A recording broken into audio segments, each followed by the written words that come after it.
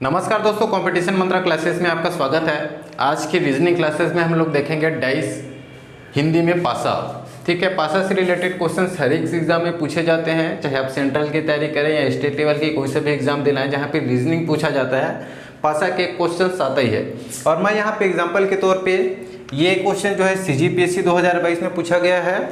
ठीक है, ये वाला क्वेश्चन और ये क्वेश्चन ये जो है CGSI मेंस में भी हाल ही में पूछा गया है। ये शायद शिक्षक भर्ती या तो फिर B.Ed में पूछा गया है, ये भी हाल ही में भी व्यापम के द्वारा ही पूछा गया है, वही क्वेश्चन आपको लिया हूँ। ठीक है, तो सॉल्यूशन देखने से पहले हम लोग बेसिक चीज़ें जानेंगे डाइस के बारे में, क्योंकि ज़्यादातर लोग डाइस के बारे में जानते हैं और बनाना भी उनका आता है, फिर भी से हड़बड़ी में ओवर कॉन्फिडेंट की वजह से गलत करके आ जाते हैं। ठीक है, क्योंकि उनको बेसिक नॉलेज नहीं होती है, जिसकी वजह से गलती करके आ जाते हैं। तो हम लोग समझने की कोशिश करेंगे।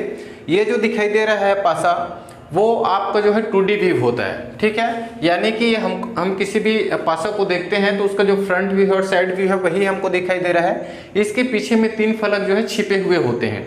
और किसी भी क्वेश्चंस में दोस्तों यदि 2 डाइस दिया हुआ है या 3 डाइस दिए हैं या 4 डाइस दिया है, तो जरूरी नहीं है कि चारों डाइस का उपयोग करके हम सॉल्व करें। कभी कभी उन 4 में से 2 डाइस में से ही आपका आंसर निकल के आ जाता है, यदि आपका कॉन्सेप्ट है वो क्लियर है। ठीक है, तो यहाँ पे ये फलक है, 3 फलक पीछे में छुपे। फलक क्या होता है? ये जो सतह दिखाई दे रही है पूरा एक, ठीक है, ये आपका कहलाता है फलक। ठीक है, और ये कहलाता है आपका किनारा, जिसे 2 फलक जो है या 2 सतह आपस में जुड़े रहते हैं, इसको पार्श्व सतह कहते हैं। ठीक है, किनारा से एक किनारे से 2 पार्श्व सतह आपस में जुड़े रहते हैं, 2 सतह, उसको किनारा। एग्जाम्पल के तौर पे ये डस्टर है।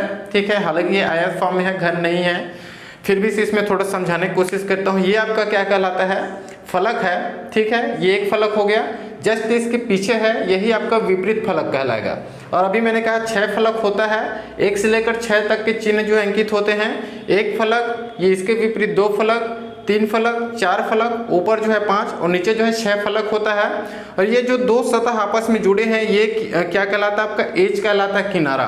तो इस प्रकार किनारों की संख्या यदि हम देखें तो 12 होता है। ठीक है, 1 हो गया, 2 हो गया, ये 3 किनारा, ये 4, ऊपर में भी 4 होता है, 1 2 3 4, नीचे में भी 1 2 3 और 4, तो 4 दिया आपका 12 किनारा होता है। कोनों की संख्या इसमें 8 होती है, हालांकि उसका कुछ उपयोग नहीं है कॉर्नर का।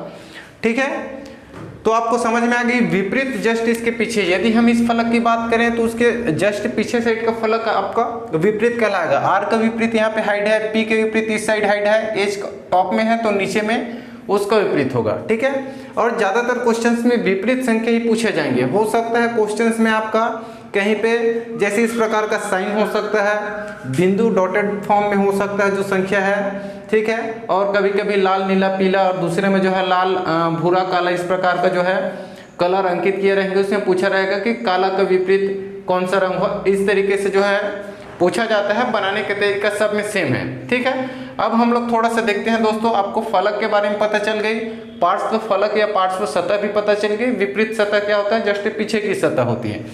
अब यहाँ पे हम लोग समझते हैं डाइस 2 प्रकार की होती है। ठीक है, तो इस 2 प्रकार में जो पहला प्रकार होता है उसको हम लोग कहते हैं नॉर्मल पासा या जनरल पासा।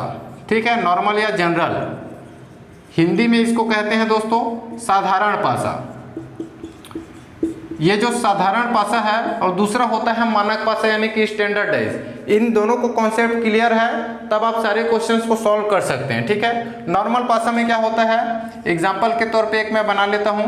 ठीक है, इस प्रकार से पहले आप षटकोण बना लेंगे यदि आपसे डाइस नहीं बनता है प्रैक्टिस के तौर पे, और यहाँ पे बीच में y लिख देंगे। ठीक है, यहाँ पे नंबर अंकित कर देता हूँ। नॉर्मल पासा का 4 2 और 3। नॉर्मल पासा क्या होता है दोस्तों? जो नॉर्मल पासा होता है उसमें जो संख्याएं होती हैं 1 से 6 तक, वो कहीं भी अव्यवस्थित तरीके से होती है, व्यवस्थित नहीं होती है, उनका कोई निश्चित क्रम नहीं होता है। ठीक है, वो आपका कहलाता है नॉर्मल पासा।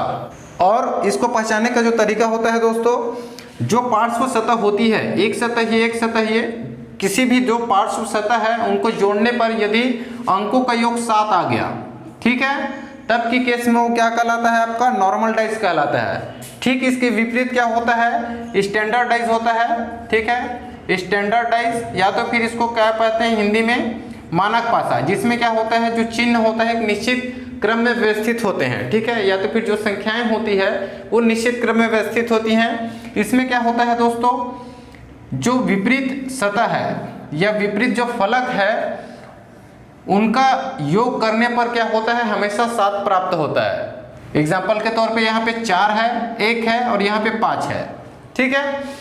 अब यहाँ पे हम पहले क्या करेंगे, देख लेंगे कि ये क्या है, नॉर्मल पासा तो नहीं है।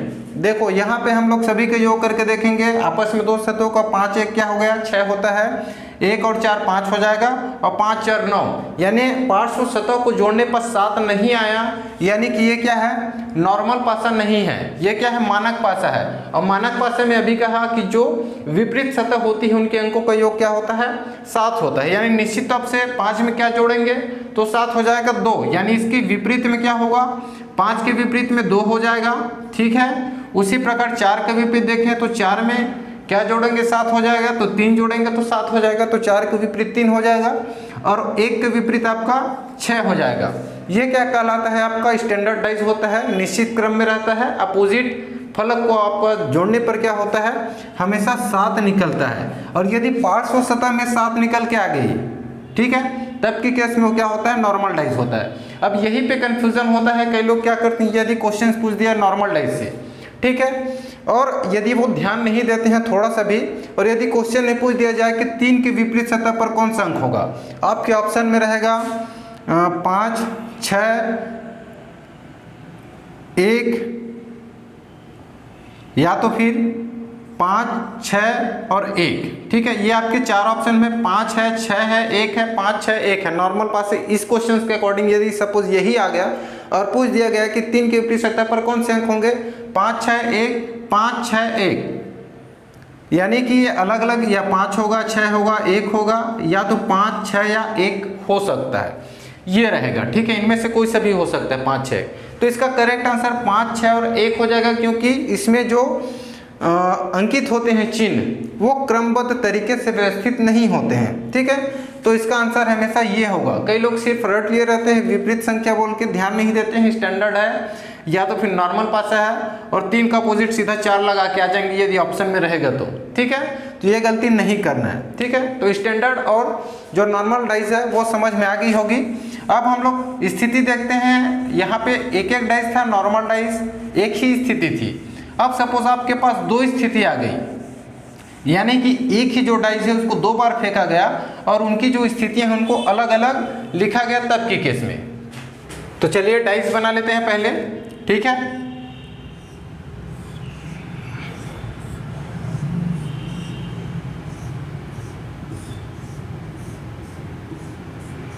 ये अब यहाँ पे मान लीजिए अंकित है 4 5 3 और 2 6 और 3, ठीक है, ये यहाँ पे है। अब की केस में ध्यान दीजिएगा, हमारे पास 2 स्थितियां हैं, ये एक ही पासा है जिनको 2 बार फेंका गया है। अब यहाँ पे ध्यान से आपको नोटिस करना है कि ये कौन सा डाइस है। देखो स्टार्टिंग में ही हमको पता चल जा रहा है कि ये क्या है, नॉर्मल डाइस है, क्योंकि 4 और 3 का योग 7 हो जा रहा है यहाँ पे, ठीक है। और इसी की स्थिति ये भी है, यानी कि नॉर्मल डाइस ही है। अब नॉर्मल डाइस में 2 स्थितियां दी गई हो और एक सतह या एक फलक पर समान अंक हो, ठीक है। यहाँ पे 3 दिखाई दे रहा है, यहाँ पे भी 3 दिखाई दे रहा है, तब के केस में आपका क्या करना है, जो बचे हुए फलक हैं वो आपस में जो है क्या हो जाते हैं, विपरीत अंक हो जाते हैं, ठीक है। यदि इसी क्वेश्चन में पूछ दिया गया कि 5 का विपरीत कौन सा होगा, तो आपको देख लेना है कि समान सतह पर यदि समान अंक हैं 2 स्थितियों में से, तो जो बचे हुए हैं आपस में विपरीत हो जाते हैं, तो 5 के विपरीत 6 हो जाएगा, ठीक है, इस प्रकार से।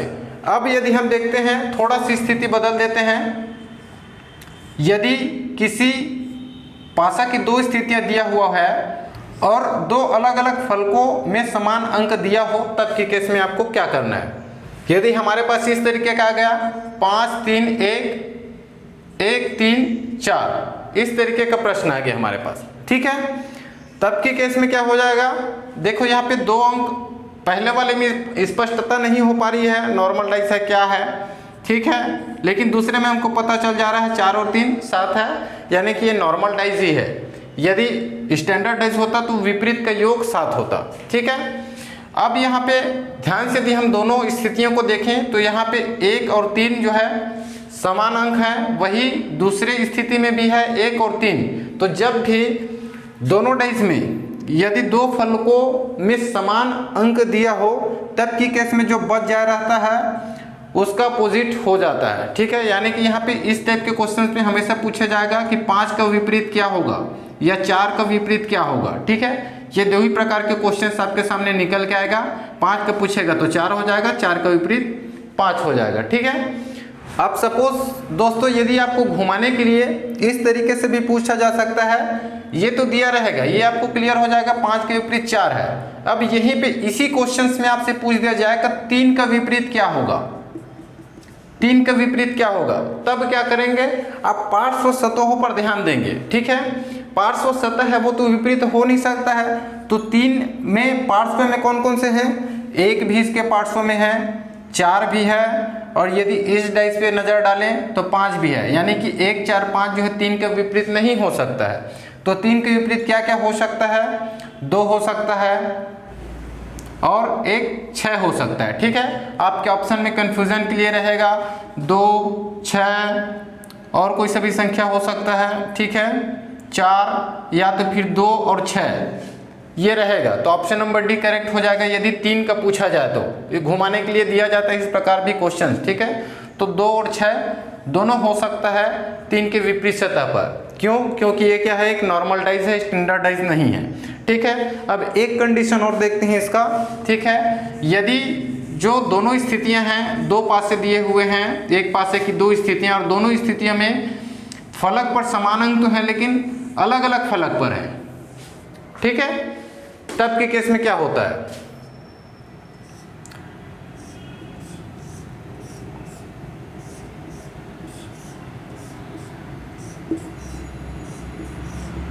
यदि हमारे पास है 5 1 4 और 3 4 और 2। ठीक है, ये हमारे पास है अभी।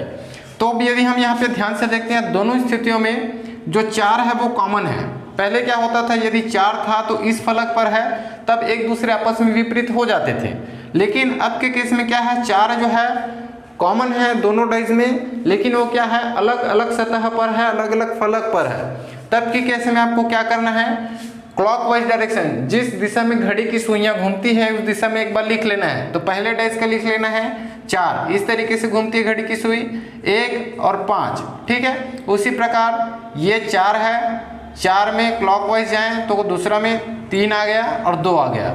अब यहाँ पे पूछा रहेगा 1 का विपरीत कौन सा होता है, 5 के विपरीत क्या होगा, तो आपको समझ में आ जाएगा 1 के विपरीत 3 होगा, 5 के विपरीत 2 होगा। ठीक है, और जो बच गया है वो 4 के विपरीत हो जाएगा। ठीक है, जैसे यहाँ पे इन संख्याओं में देखते हैं तो 6 बचा हुआ है, यदि 4 के ही पूछ दिया जाएगा तो 6 हो जाएगा। ठीक है, तो ये कॉन्सेप्ट था। यदि ये क्लियर हो गई है तो ये क्वेश्चन आसानी से देखते साथ ही आपको बन जाएगा। ये वाला क्वेश्चन थोड़ा सा लॉजिक है ये, क्योंकि जो कागज मोड़ना वाला चैप्टर है उसमें भी आ जाता है और ये डाइस के अंतर्गत भी आ जाता है। ठीक है, उसको भी अपन थोड़ा सा देखेंगे। तो चलिए आप सीधा क्वेश्चन सॉल्व करते हैं, ज़्यादा समय नहीं लगेगा। यदि ये कॉन्सेप्ट्स आपका क्लियर हो गया होगा तो अभी तक जो क्वेश्चंस दिखाई दे रहे होगा उसका आप सॉल्व कर लिए होंगे। ये CGPSC 2022 में पूछा गया है। पहला क्वेश्चन यहाँ पे था, क्वेश्चन में पूछा गया था एक ही पासे की 2 अलग अलग स्थितियों को दर्शाया गया है जिसके 6 फलकों पर KP R H U और Z अंकित है। उस अक्षर का चयन करें जो H को दर्शाने वाला फलक के विपरीत फलक पर होगा। H का विपरीत पूछा गया था।